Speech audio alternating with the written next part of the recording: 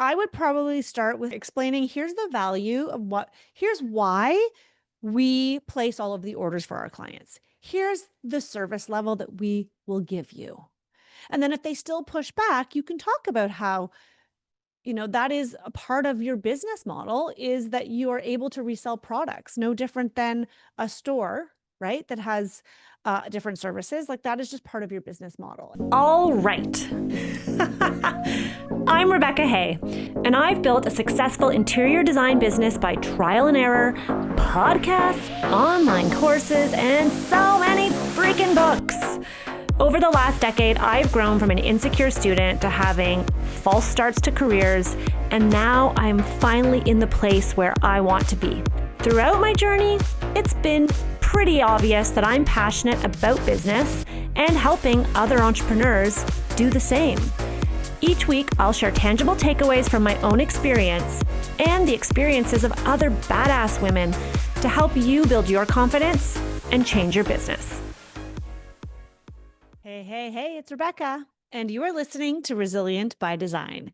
Today is a completely different type of episode. It is a shorty. It's called Ask Rebecca, and we're going to do this new series where I'm going to show up and answer your questions live. So you can submit your questions to me, send me a DM on Instagram, send us an email, hello@rebeccahay.com, and submit the question that way.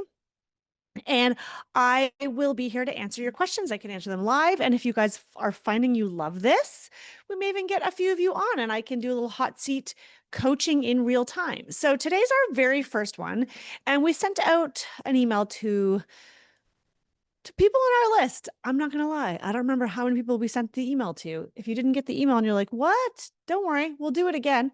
And if you're not getting my emails, this could be a bigger problem. So make sure that you find me, whether it went to promos or spam, and like put me back in the inbox because we've got some really exciting things coming up this fall. And I would hate for you to miss it because we are shaking it up like in a big way over here. I feel so inspired. I feel like I have new ideas all the time and we've got a great team and we're implementing them. And I think you guys are going to really love how we're shifting things to support you better. And one of those ways is here in the podcast with Just Ask Rebecca. Maybe we'll come up with like a catchy tune like do, do, do, do, do. I don't know. Okay. So I have 3 questions that came in. I'm going to answer them today here. Sometimes the questions are anonymous, sometimes they're not. So don't worry if you don't feel like me saying your name, but if you would love to hear your name on a live podcast, we would love to shine a spotlight on you. Okay, so the first question today is from Stephanie Dweck. So Stephanie asks, what do designers use to keep jobs organized? Is it a binder that they like to take to site? Are all files on an iPad or laptop in a folder? If so, what program? I think you've mentioned Google Docs. Then I guess the laptop goes everywhere with you or something else I don't know of. Okay, this is a great question, Stephanie. This was something that I was like constantly struggling with in the early years. I was like, how do you stay organized? Right? So here's what I've done and here's what I've seen designers do very successfully, and something that I teach inside Power of Process actually. And we just had a massive win. One of our poppers, who was it? It was Melissa McDonald of Melmac Design. I actually did a podcast episode with her on this. It was such a good episode. Go back and listen to it. I don't know the number, but it was so good, where she talks about her transformation and her business in the early years, like very quickly. And by the way, by early years, I mean like this year. And she shared inside Pop in our Facebook group. We have a private Facebook group when you're a member, when you're a popper. And she shared like a picture that her client took of her on site with her binder and the contractor there. She said it blew his mind. He was so grateful to be working with a designer who was so organized. So the binder, yes, I always create a site binder.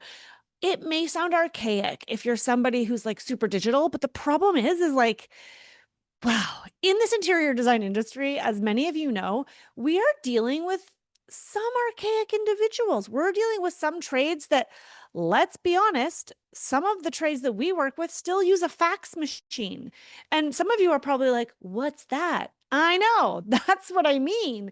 So I think it's important to still have paper, especially because these are trades who are like on site all day, working with their hands. They're not checking their emails. A lot of contractors don't even have someone to do the admin for them. And so they're the ones stuck doing it at nighttime.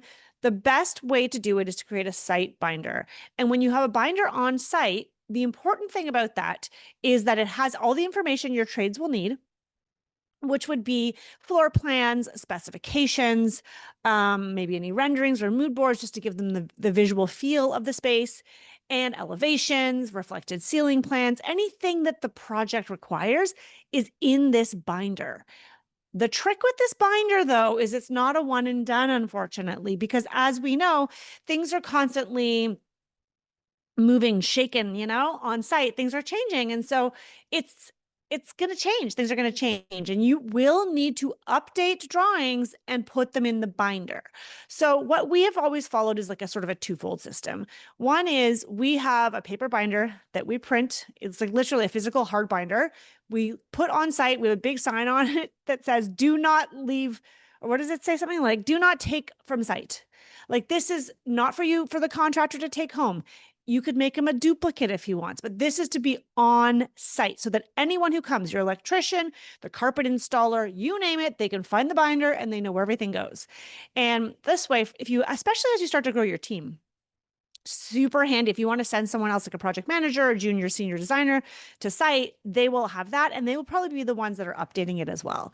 And then the second fold, I don't know, twofold, is that even the term I should use? I don't know. The second area is digital. So we use Google Docs. So you're right, Stephanie. I have mentioned that a lot. I think Google Workspace is a phenomenal resource. You can get started for free. It doesn't cost anything. They now have like AI tools built in. I have yet to try those, so that's on my summer to-do list. But Gemini is supposed to be amazing because like all my docs, all of my information is in there. So imagine an AI tool can just like pull from them. I don't have to like download and upload into ChatGPT. I don't know. I digress. I'm very excited about that. If anyone has tips on Gemini, let me know.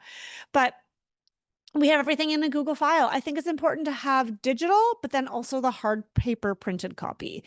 And the trick is just coming up with naming conventions so that you're keeping those files organized. And that's something that will take some time to sort of figure out what works best for you. And you might change and iterate over the years, but keep it organized the way it would be in the binder. This is a tip. If you're multitasking, come back to me here. Keep it organized online the way it is in the binder so that you have like those tabs would be folders. This is like just a quick insider tip. And make sure that anything that's out of date gets moved to an archived folder, but also renamed. So this is the trick. I'm getting a little into the weeds here.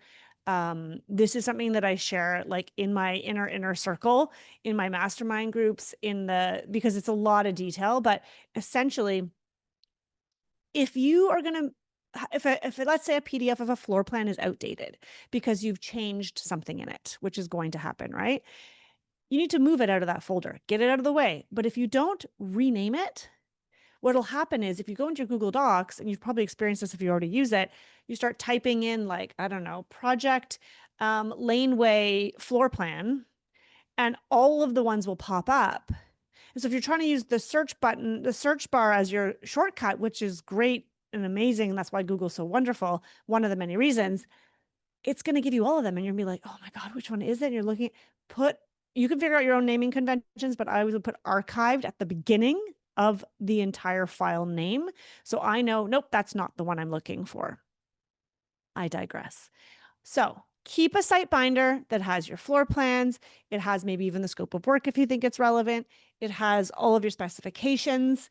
It has elevations, RCP, plumbing, you name it, like furniture layout, whatever is relevant to the project. Maybe it's a millwork package could be in there.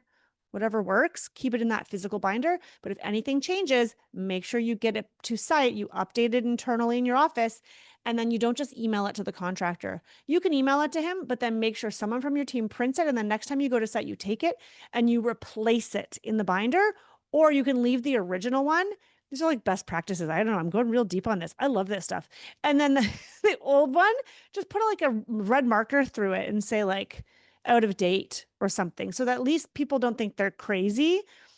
Actually, I do recommend you keep it there because it's like otherwise you go and you're like, wait a minute, am I crazy, or was the toilet supposed to be on the left? Like I don't know, the plumber could like, I don't know, anything can happen. It could be something simple like the sconce light, they wired it, and then you come in and you do a quick bait and switch on them, and you're like, And you're like, oh no, this console was always supposed to be 36 inches above the ground.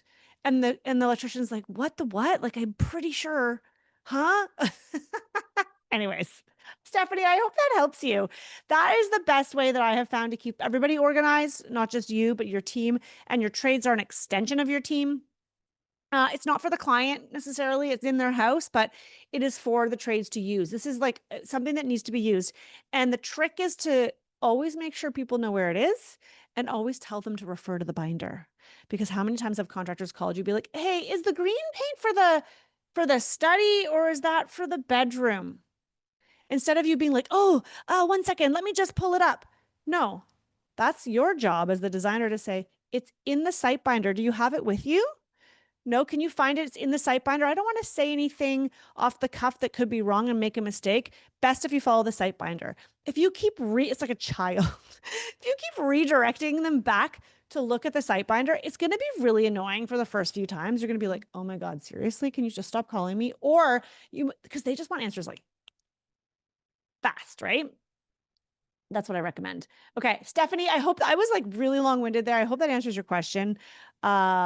I do not bring my laptop everywhere with me. No, I do not. The site binder is there. I'll print what's needed and I can use my phone if I need to look things up. My senior designer would always bring her iPad.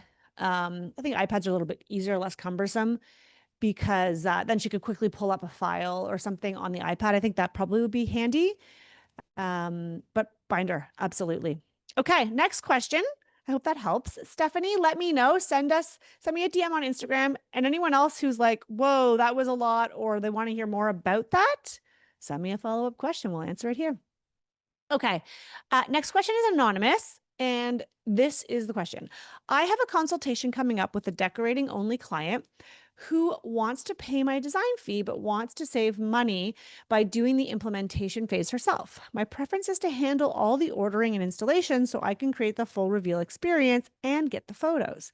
How do you navigate this with clients when reviewing your process and pricing for each phase in the discovery call? Woo, this is a whopper of a question. Okay. So first of all, for anyone who's wondering what she's talking about, this is something I teach inside Power of Process. I've structured my whole design services into 3 phases. So we have our design phase, sorry, we have our consultation and onboarding phase. Then we have our design phase, and then we have what I call implementation, which other people might call project management. So that's what she's referring to. So I guess my question would be right back at this anonymous person is, you have to decide, what do you want? You have 2 choices in this situation. If you, as you've said here, your preference is to handle all the ordering, then that should be a non-negotiable, and they should know that before you go to the consultation. So, especially if it's a decorating only, I find decorating is even harder for you not to execute the implementation, right? Because especially if you're sourcing like fabrics from wholesale and vendor trade only resources. And so what does that mean? You're going to have to specify from Crate and Barrel or from retail sources.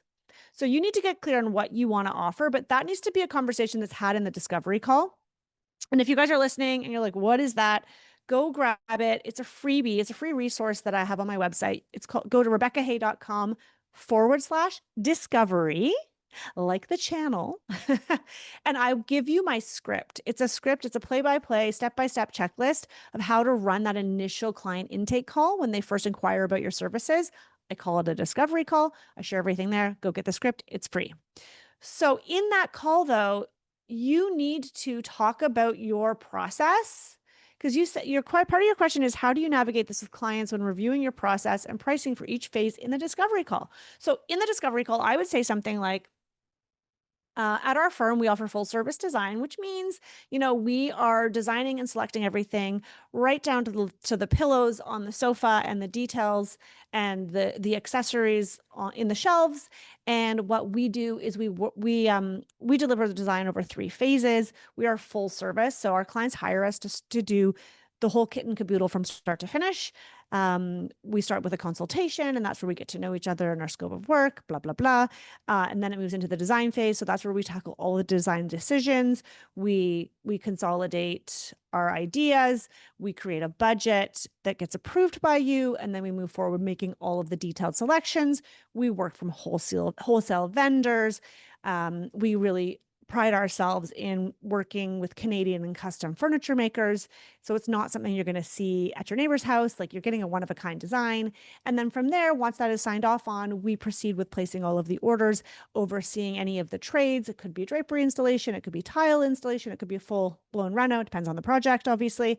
And then we see it right through to the end. We have a reveal day. It's the most exciting part of the project where the clients walk in, we surprise them. It's like HGTV, blah, blah, blah. I paint that picture. This is how we work. And so to answer this question, I would talk about, and then we could talk about how you calculate your fees. This is a very robust question. We're talking about everything here, but I would make sure you paint the picture of like, here's what you're going to get. And then if she wants to save money by doing the implementation phase herself, you have back to my two questions. You can decide, do you want to do that or not? In the early years, I still did that. Even though I wanted to do full service, if a client said, I'm just want to handle that part myself, I would say, absolutely, that's not a problem. In this situation, however, it will look a little bit different. So when we are doing the design, we'll ensure that we select from retail only sources, places that that operate with the public where you can go and purchase the products yourself. We'll give you the shopping list, and then you can go and execute it, and then we will not be involved in the implementation. You could do that, or you could say, unfortunately, that's not how we work. We only work on projects where we tackle the implementation. It's up to you.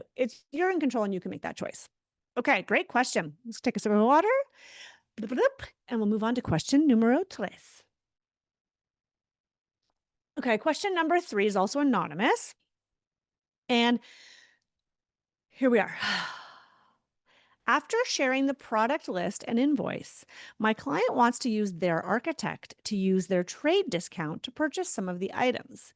How do I stop this?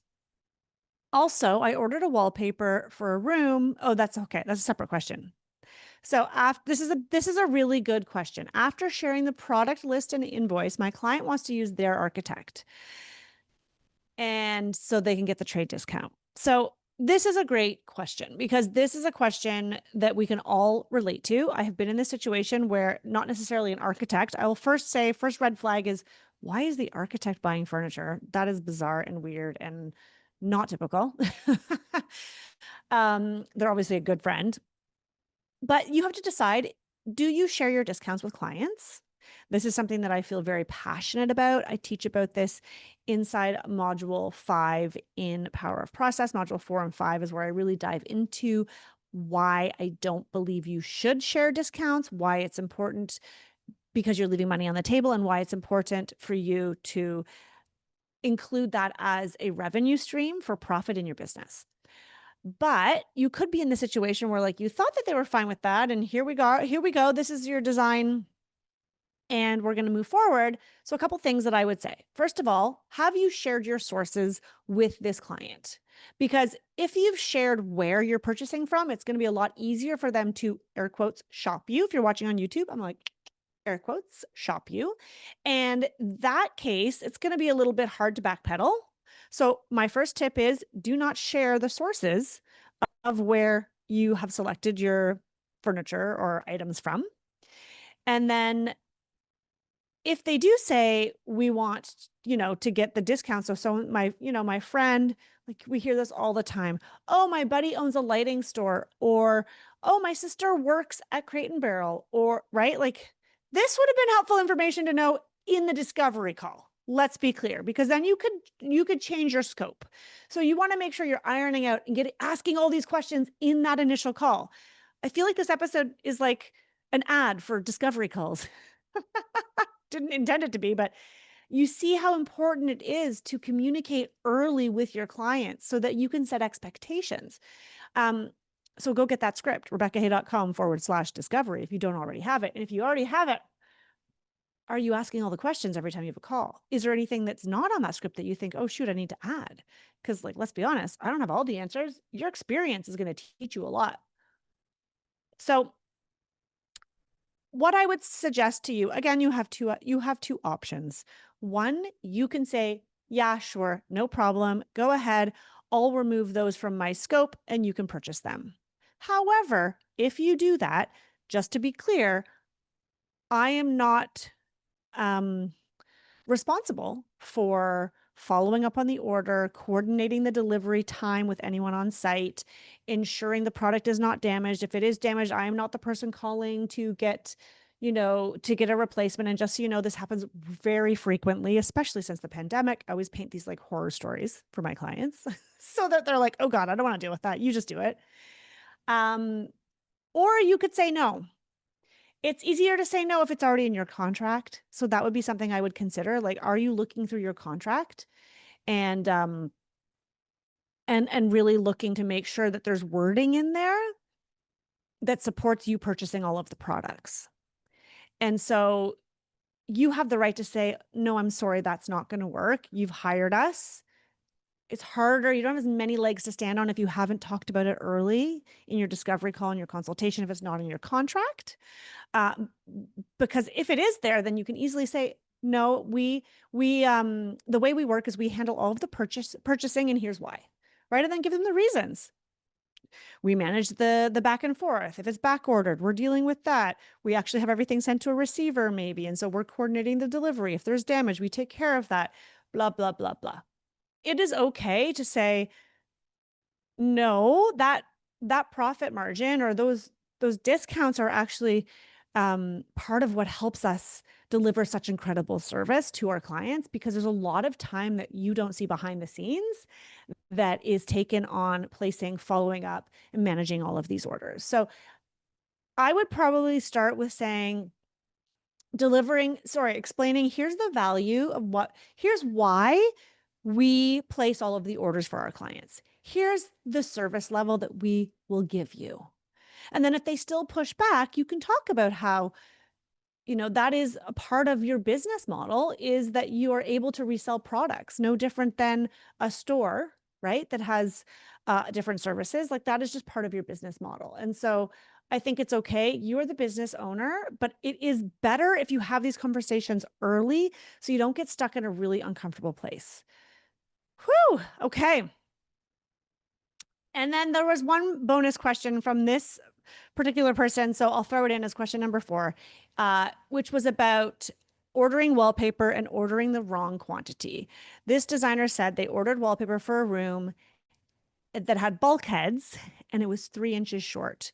Do I eat the cost and move on, or any other tips? And so what my advice to you would be is, unfortunately, it is your responsibility, since you're the one placing the order, to ensure that you're ordering the right quantity. That is not the client's fault.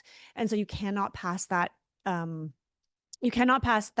expense or cost onto the client, but you can lean on your trades. If you work with really good suppliers, you could say, listen, I totally messed up. I don't know how it happened. Like, can you give me a discount? I need to order more, or I need to reorder it. And most of the time, suppliers will meet you where you're at because you're their repeat client and they want more business from you. So they might say, listen, I'll give it to you at cost, or I'll give it to you 50% off, or something like that. And then my next tip for anyone who ever picks, specifies, selects, whatever term you want to use, procures wallpaper for clients, do not be the one estimating the quantity. I never estimate the quantity for wallpaper. I always rely on my installer.